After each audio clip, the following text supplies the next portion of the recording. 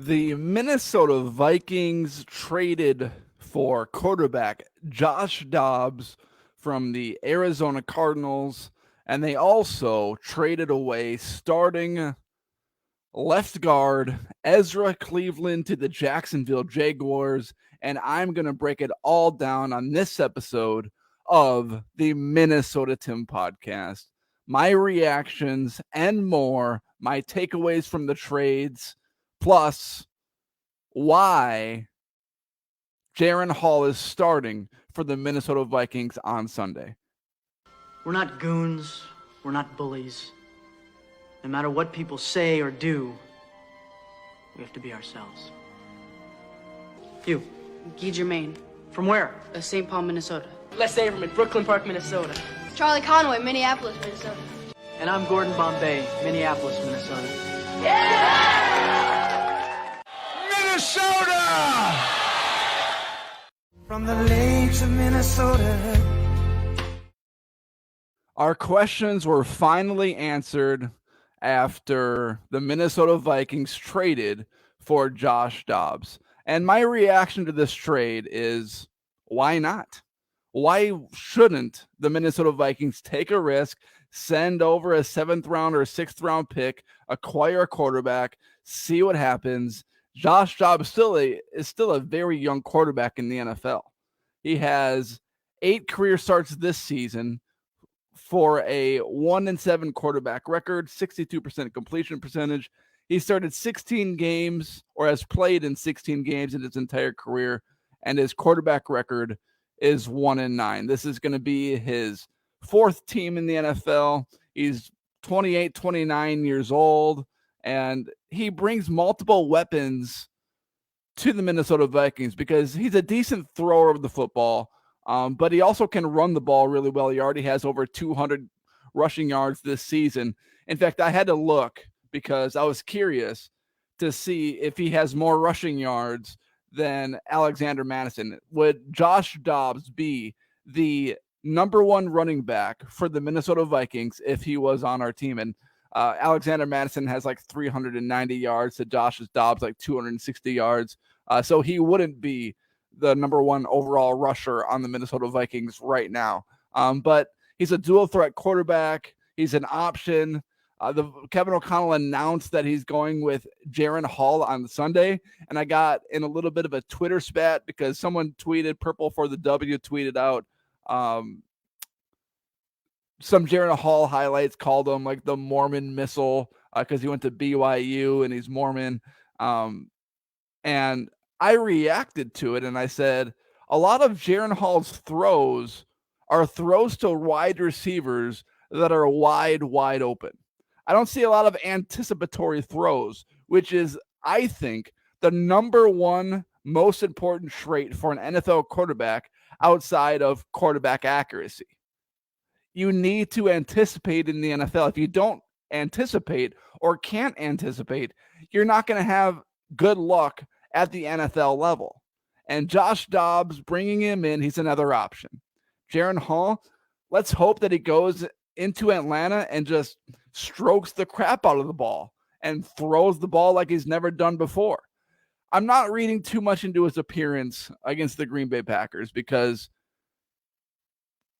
he went 3 for 4, threw for like 23 yards, something like that, but that doesn't really matter. He was thrown into action in the final few minutes of the game, and to go into a game like Green Bay at Lambeau Field and to go in cold, that's like one of the scariest things that you want to do for the final 5 minutes. I was telling a friend, let's just praise Jesus that Jaren Hall didn't get the ball and expect to go on a game-winning drive to score a touchdown. I mean, let's be real here.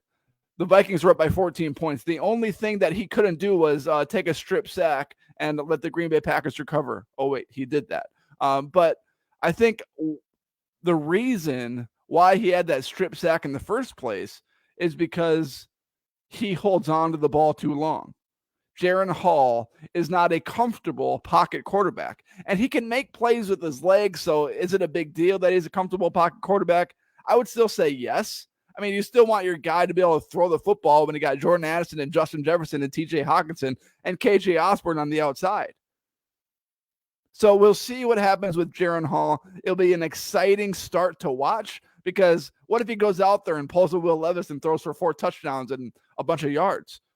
Well, then the debate's going to be, is Jaren Hall the quarterback in the future? But what's likely is that he'll throw for like 140, 150 yards. He'll have a pick in there, maybe a touchdown, at most 2 touchdowns. The Vikings are probably going to try to establish their running game like they haven't all year. But because it's the rookie quarterback, I can already tell you the game plan. It's going to be some dink and dunks. Going to be a lot of runs. Going to be a lot of screens. Going to be a very simplistic game plan for the rookie quarterback, Jaren Hall. But bringing in Josh Dobbs, I like the move. I mean, it's a low-risk, high-reward move. I personally would have liked a little bit of a riskier move by trading, or not riskier, but like a higher reward move by like trading for a Case Keenum or signing a Nick Foles. These guys are guys that have won playoff games, and Josh Dobbs is relatively inexperienced. His quarterback record isn't all that great, but I don't mind the move. I think it's a move. It's a decent move to bring in guys and see what they can do. I mean, when you look at the Arizona Cardinals, their record stinks, but they surprised everybody and defeated the Dallas Cowboys, and the Dallas Cowboys have some decent wins this year. After the first few weeks of the year, the national media does what it does every year and crown the Dallas Cowboys as Super Bowl champions in September. Then they lose a couple of games against the 49ers. They lost another game. That's just what the Cowboys do. And, the national media backs off the Cowboys. It happens every single year. But Josh Dobbs beat that Dallas Cowboys team, and the Dallas Cowboys are supposed to have a pretty good defense. So he's got potential. He's got skills. He's got a different skill set. He can throw and he can run.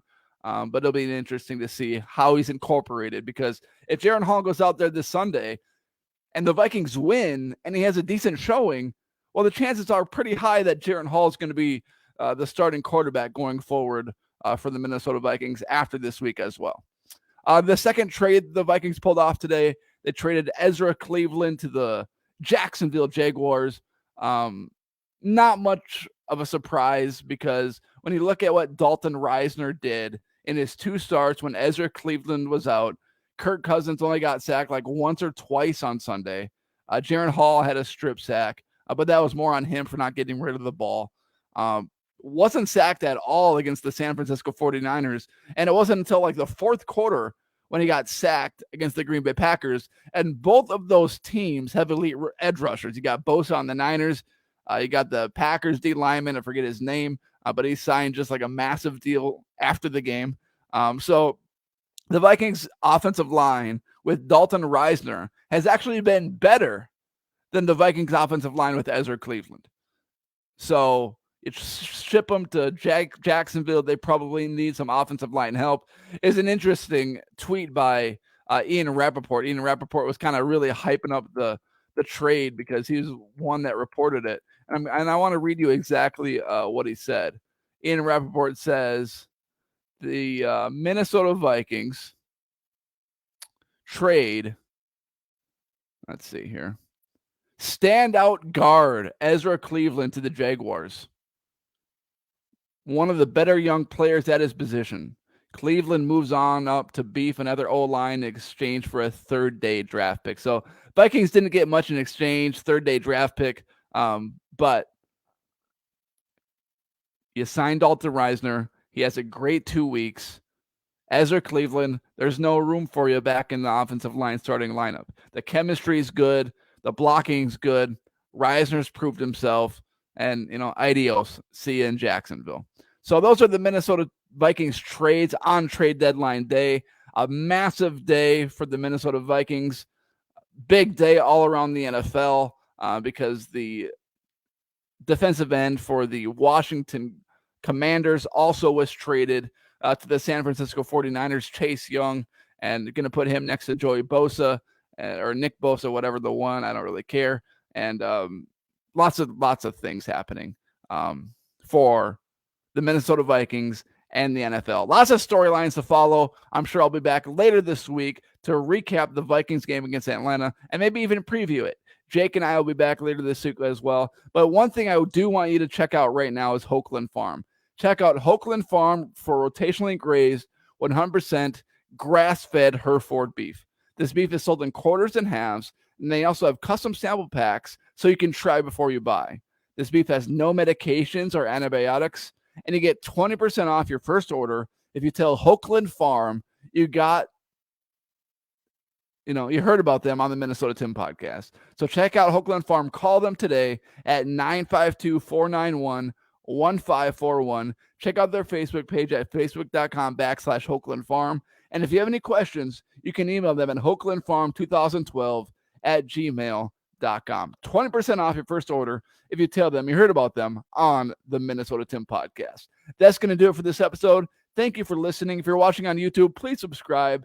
If you're listening on Apple, Spotify, or Google, please rate, review, and follow the podcast wherever you are currently listening to this podcast. Adios. Have a great day. Thank you for making this episode a part of your day.